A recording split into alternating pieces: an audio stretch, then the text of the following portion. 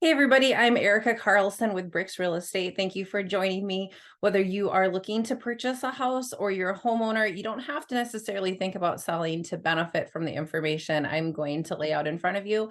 In addition, this week I am bringing Molly Zimmerman from Bell Bank Mortgage onto the little show I have to talk about affordable home loan options with you. So if you are just interested in that, feel free to jump ahead. If you're interested in the data, let me share my screen with you. So if you have any questions or want access to any of the things I'm talking about, the link will get you to Molly's information, mine. You can continue to follow information like this on my YouTube channel or my professional Facebook page. I wouldn't recommend you follow my personal page, but there is a link to my professional one where I share all sorts of real estate information, and it's just for you. I definitely am happy to share all of this with you. And then there's these market reports, which I won't dig into because I have so much to cover today. But if you want one for Delano, St. Michael, Buffalo, Rockford, they're already set up. You can just take a look at those. If you want a custom market report, all you have to do is click the other link and we will set you up on that. So without further ado, I want to dig into what's the most important information right now.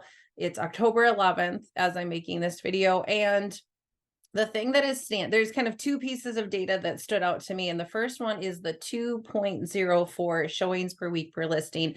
Now that is just a Wright County piece of data. That's only from the 250 to 500K range. So keep that in mind. If a person had a luxury house or a lower priced house than 250, this information might be a little bit different. What stood out to me about the 2.04 is that it's incredibly low. I mean, it did take me back just looking at it. So I did look through my data, and I haven't been tracking this for years, right? I think I've been tracking this since like January, December. So it's not like we're going into this huge amount of data that I can pull from at this point, but 2 showings per week per listing is incredibly low. And when we compare that to Hennepin, it's interesting. There's like I know 2 to 3.5, like doesn't seem like a big difference, but it really strikes me. It kind of just stands out. And so 2 showings per week per listing it's kind of turtle speed out there to give you an idea. Now, let me convert that to real talk because I'm kind of mumbling around here. What I'm trying to say is that if you had a home on the market, you would be expecting maybe 2 showings a week. I mean, depending on the price point, it was looking more like 1, depending on how, niche down you get on this information. So there's just not a lot of people home shopping, which should tell you if you are shopping for a house, you don't have much competition in Wright County. You are really in more of a true buyer's market in the sense that you might be able to negotiate the price down. Definitely go for that inspection if that's important to you, which I would always recommend. Maybe you need closing costs. So I understand that interest rates are making things less affordable for folks. Definitely work closely with your loan officer to figure out if buying down points makes sense, if getting help from the seller to pay for those points or to get closing costs could make a home more affordable for you. Explore these options with your agent and your loan officer, and it might not be as out of reach as you think it is. Definitely don't make assumptions. I think that's one of the biggest things I've learned doing this job is that people tend to make up their budget or make up different components of the process that just are not there. You want to lean on your professionals to help you figure these things out. So going back to the Hennepin County data, I mean, a 3.5 showings per week, this isn't like mind blowing. Again, people in Hennepin County are feeling it too. There's just not as many people out there. I did look back and Hennepin at one point did have like about 10 showings per week. So that would have been the spring market.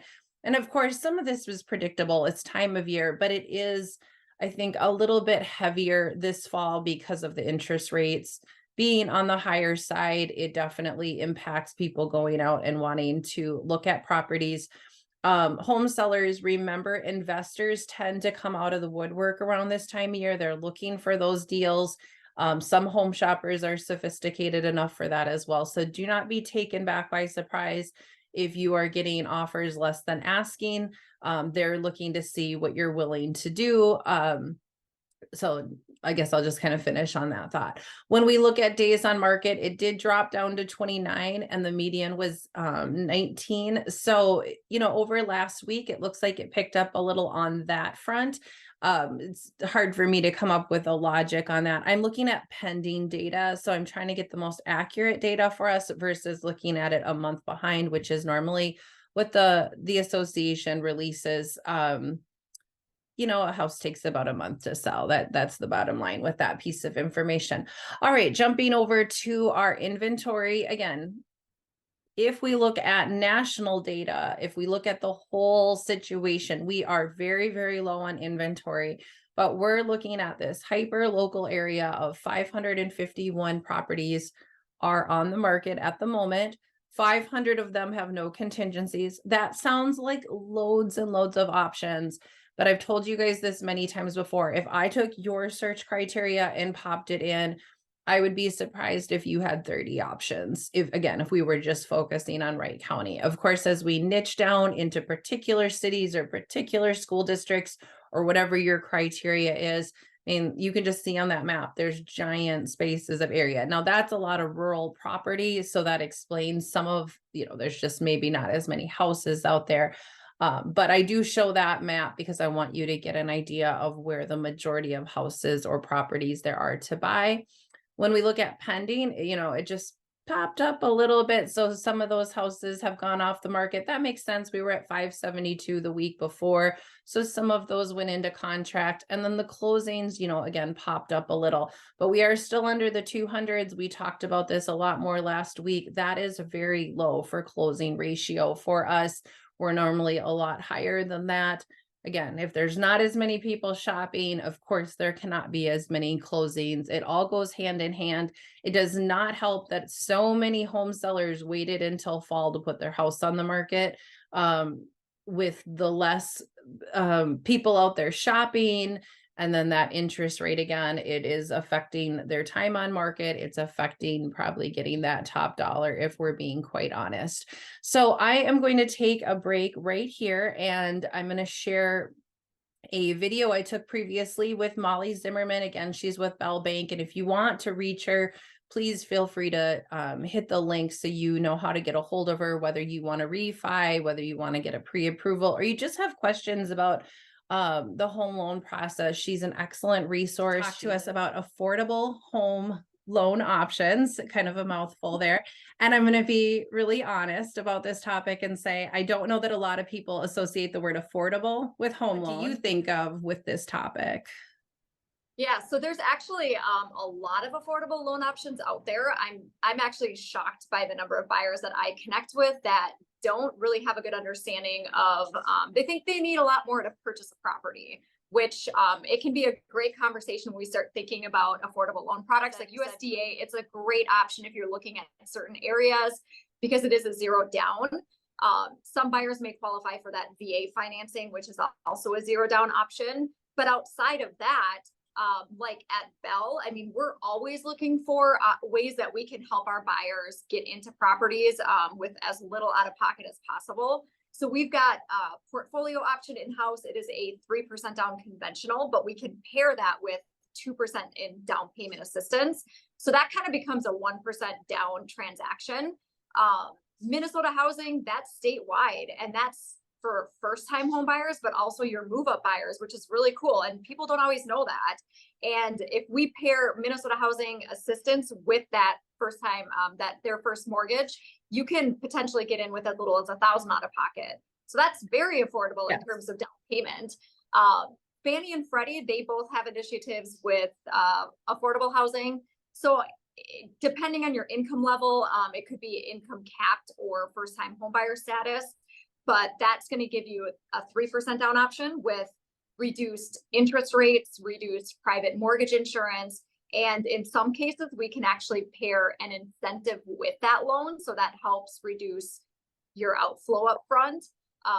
And on top of that, there's a lot of cities and counties out there that might have pools of funds that we can also look into and see if that's a way to stack and further reduce a buyer's down payment or obligation at closing. So, I mean, I think with affordable housing, the most important thing is just You've got to work with a trusted lender, number one, who knows what is available in the state of Minnesota, but is knowledgeable and willing to maybe do that extra work for you, because it can take some digging and say, here's some things I came up with that you might qualify for. I think that's really important, just to capitalize on what opportunities are out there for buyers. I think that's the part, like when we're meeting new people and they're interested, which of course, why wouldn't you be interested in grant and support money, especially if it's available? I think the key here is that not every loan officer is able, because of their company, able to tie into some of that city money, or even Minnesota, which we call MHFA, Minnesota First Time Home Buyer money, which is significant and typically like the one we often lean towards. But I've noticed not all lenders are able to tie into that. So I think when people are interviewing and looking around at companies, and I feel like a broken wheel, I'm always telling people, don't just talk to one party, like do your research. You have the opportunity to shop around loan product. And one of the first question is, if you think you're going to qualify, not only can I, but do you even offer it? So thank you, for bringing that point up. So there is a flyer you shared with me. So if we're talking too quickly, or they just want to see it in writing, either one of us can supply that. We have a link in our video. So whether you're on YouTube or Facebook, wherever we're seeing this video, in the link, you can get a hold of Molly, or you can get a hold of myself, and we'll happily share that information with you. Thank you so much, Molly, for joining me today. I really appreciate you, and hopefully we'll see you again soon. Yeah, thank you. Look forward to seeing you next Wednesday. I always post on Facebook in various groups, my own group, YouTube. I share this out to the world to get that information across. If you have any real estate questions, please don't hesitate to reach out. Have a fantastic week.